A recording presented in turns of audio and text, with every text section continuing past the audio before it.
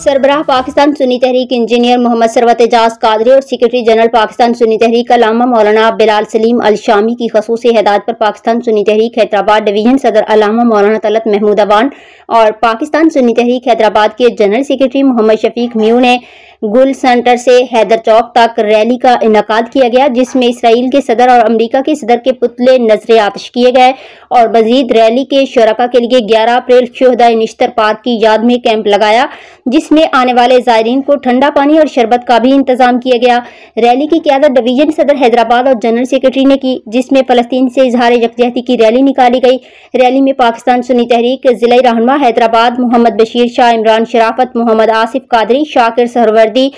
तौकीर कादरी, राशिद कादरी, नईम कुरैशी, शौकत भट्टी, आबिद शाह समेत तमाम जिम्मेदारान और कारकुनान ने भरपूर तादाद में शिरकत की।